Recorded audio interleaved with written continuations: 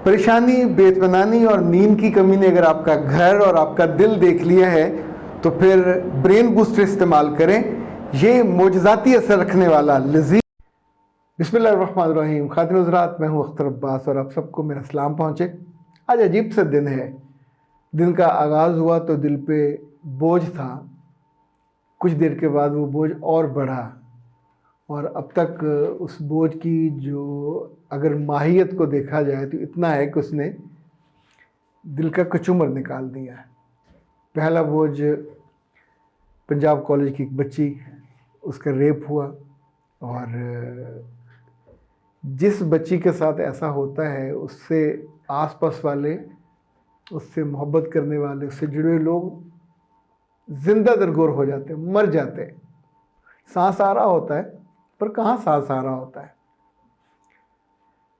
साथ ही वाक़या पंजाब यूनिवर्सिटी में हुआ, जहाँ एक बच्ची ने अपनी जो बहन के साथ रहती थी उसे कहीं और भेजा और ख़ुद कमरा अंदर से बंद करके अपनी जान गंवा दी किसी बदबख्त की वजह से। उसका ताल्लुक़ संबड़ियाल से था। अभी कुछ देर पहले गवर्नमेंट कॉलेज जो विमेन यूनिवर्सिटी है वहाँ भी इस तरह का वाक़या हुआ। आज छपी खबर कल पुरानी हो जाएगी, रद्दी हो जाएगी। ऐसी तमाम बच्चियों की ज़िंदगी क्या वो भी रद्दी हो जाती है या उसमें कुछ जीने की उमंग वापस आती है या वापस रहती है? क्या इन सवालों को ना किया जाए? क्या कुछ सवाल ना उठाए जाएं?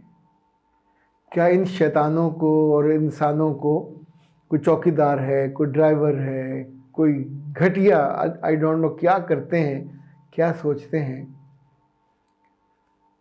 अगर एक लम्हे को हम सारे रुक जाएं और ये सोचें कि जिन माओं ने इन बच्चों को पैदा किया, जिन माओं ने इन बच्चों को परवान चढ़ाया, उनको क्यों ना पकड़ा जाए?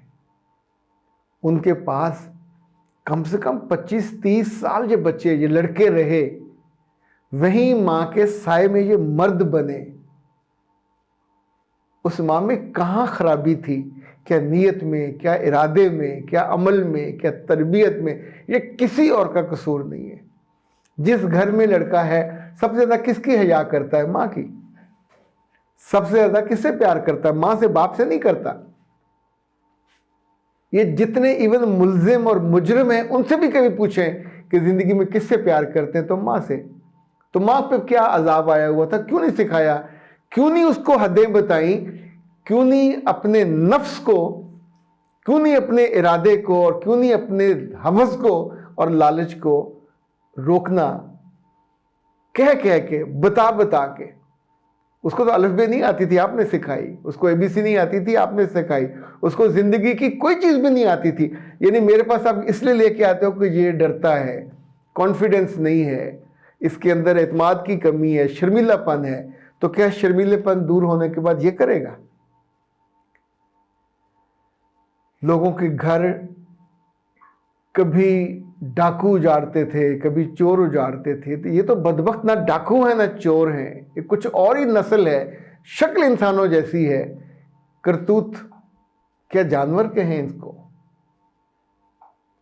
अजीब जंगल जिंदगी को बना दिया है। हर आने वाला दिन अगर आप चाहते हो कि दुख से ना भरे, ऐसी बच्चियां ना रुले और उनकी आंखों में रो रो के जो आंसू है वो खुश्क ना हो, तो इसी लम्हे से अपने बेटों से बात कीजिए, सामने बिठाइए, अपने हाथ में उनका हाथ लीजिए, ऊपर हाथ रखिए और उनसे हल्फ लीजिए कि तुम मर्द बनना, डाकू, कमीना, घटिया इंसान मत बनना।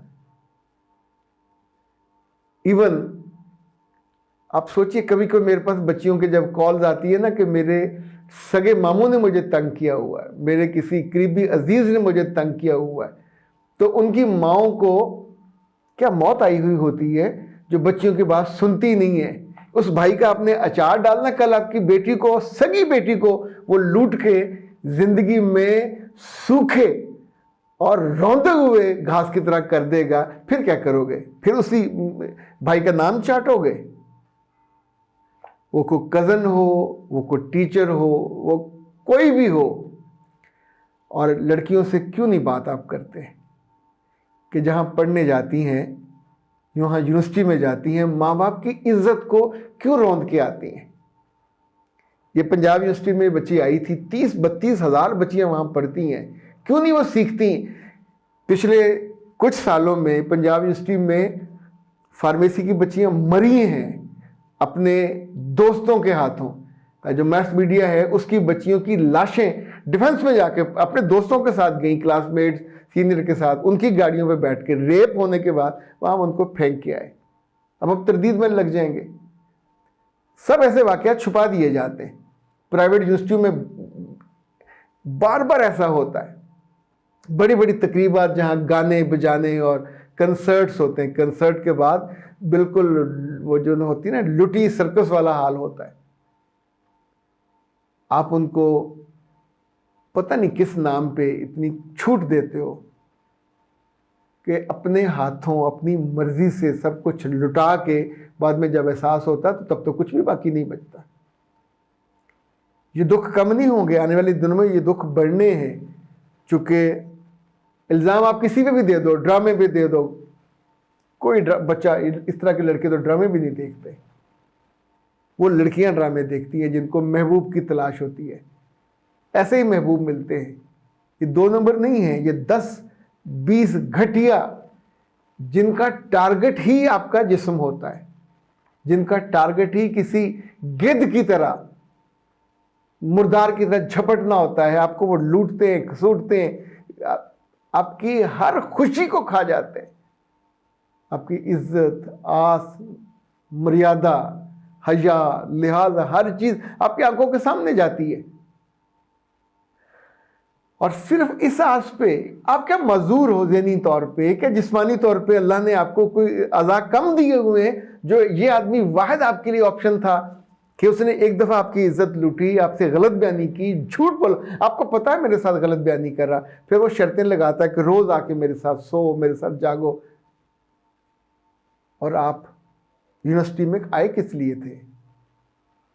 इसलिए वालिदैन ने अपना जेवर बेच के, सोना बेच के, किसकी खातर कितना जेवर बेचा था? इसलिए आए थे। यूनिवर्सिटी ने हॉस्टल इसलिए बनाए थे कि वहां आप आके खुदकुशियां करें। पहले आप गलत बयानी करके, शॉपिंग के नाम पे, किसी दोस्त से मिलने के नाम पे, पढ़ाई छोड़ के यहाँ इस कदर बदबख्त आपको। अच्छा, आपको क्यों नहीं पता? यानी आप बच्चे हो, आप किसी बिल से निकले हो, आप किसी जंगल में रहते रहे हो। ये सब यूनिवर्सिटियाँ, यहाँ मुझे जब हम आते हैं तो एक किताब मिलती है, झूठे रूप के दर्शन। बंदा मेरा ख्याल अभी जिंदा है। उस बदबख्त ने पहले दोस्ती की, गरीब होने के बावजूद एक अमीर लड़की से उसके साथ जाके सोया, उसकी इज्जत लूटी, और फिर बाद में उसी को कहा कि ये बेवफा है, मुझे गरीब जान के छोड़ के चली गई है। फिर बेशर्मी की इंतहा, उस पर किताब भी लिख मारी, और वो किताब नस्ल दर नस्ल पंजाब यूनिवर्सिटी के बुक स्टॉलों पे बिकती है, झूठे रूप के, झूठे दर्शन, इस तरह का कोई नाम। जब आप ऐसे लोगों को स्पेयर करोगे और उसको फिर आप अदबी टच दोगे, तो वो क्यों नहीं अपनी फतूहात बयान करेंगे? ये थोड़ी बताएंगे कि मेरी फतूहात में से इतने मफतूहा इलाके ज़मीन अपनी जान में हार गए। वो सारी लड़कियां जो गांव से आती हैं, वो सारी लड़कियां जो छोटे शहरों से आती हैं, बड़े बड़े कामयाबी के ख्वाब, मेरे बच्चे कामयाबी का ख्वाब देखो, उसको पूरा करो। किसी बदबख्त के साथ पढ़ाई के दौरान मोहब्बत करके उसके साथ हॉस्टल में, उसके दोस्त के घर, किसी होटल पे चले जाना, ये कौन सा ख्वाब है? ये घर से ये ख्वाब देखने के लिए आए थे? अगर घर से आते हुए तुम्हारी आंखों में ये ख्वाब है तो उसके बाद मौत तो बनती है, फिर जिंदगी नहीं बनती, फिर जिंदगी बचती भी नहीं है। हमें कब सुख आएगा कि हमको अच्छी कहानियां देख सके, हमको अच्छी खबरें पढ़ सके?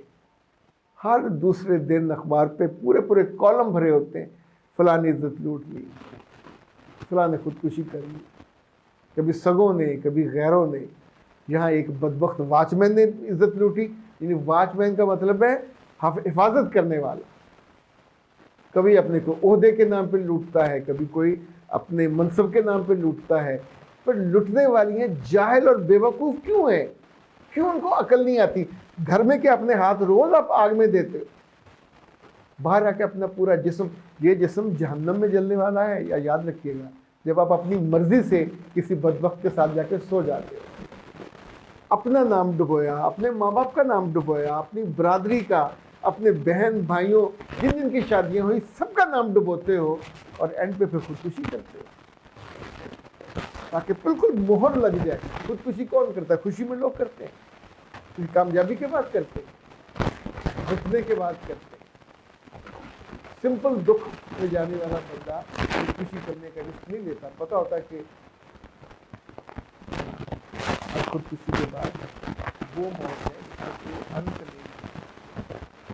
अपने बच्चों को, अपने बेटों और बेटियों से बात करें, उन्हें इन इबरतनाक चीज़ों को उनसे शेयर करें, उनसे वादे लें, ताकि आपकी अगली नस्ल इस दुख से बच सके और कोई उसका नहीं।